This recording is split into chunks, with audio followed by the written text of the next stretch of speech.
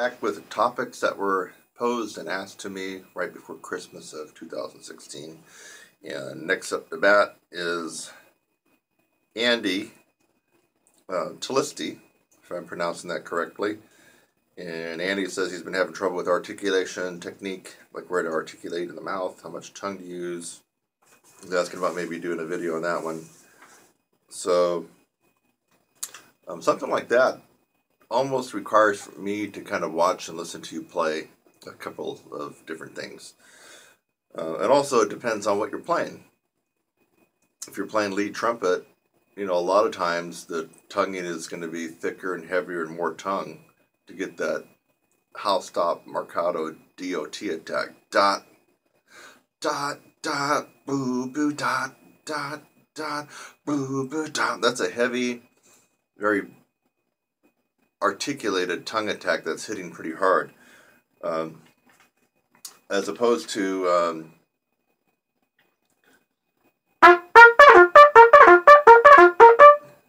that's going to be a lighter tonguing involving multiple tonguing, the double tongue. So it just depends.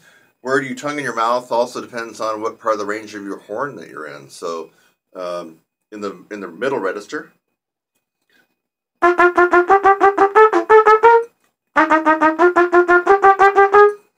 there I kind of go back and forth between tonguing right in between my lips, and sometimes I might tongue right on the roof of my mouth right there. Let's see where I'm at here. That's between the lips. I'm a little bit behind the teeth. Kind of more hitting this part here. As you go higher, now the tongue arch is involved.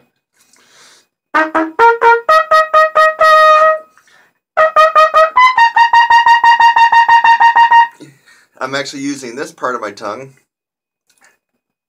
Here, I'm going to point right to it.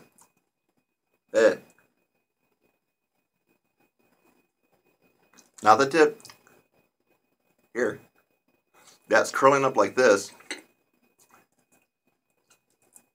And it's actually causing the attack to occur with the tongue arch. There I was actually just tonguing on the upper part of the lower lip.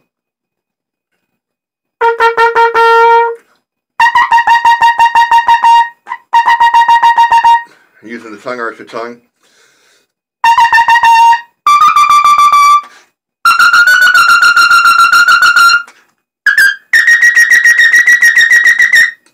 So there, I was really using the bend and the tongue arch to be able to single tongue on those double C's. So I wasn't here because that would negate my tongue arch. I probably wouldn't have been able to do what I just did.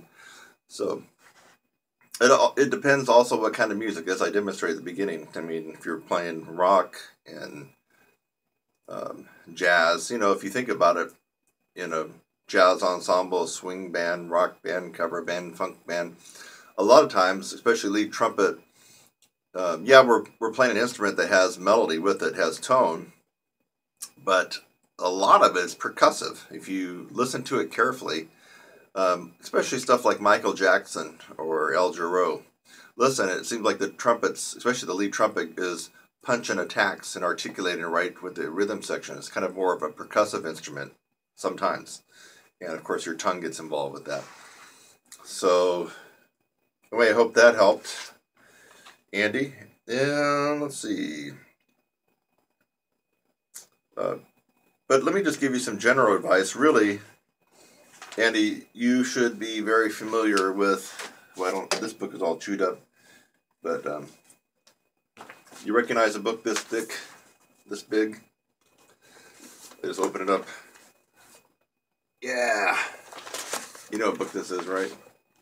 Arban's. So, Arban's is the book for articulation and tonguing. I mean, it's got everything in there, from mixing, matching of slurs and tongues to double tongue, triple tongue. You can even practice some K-tongue attacks.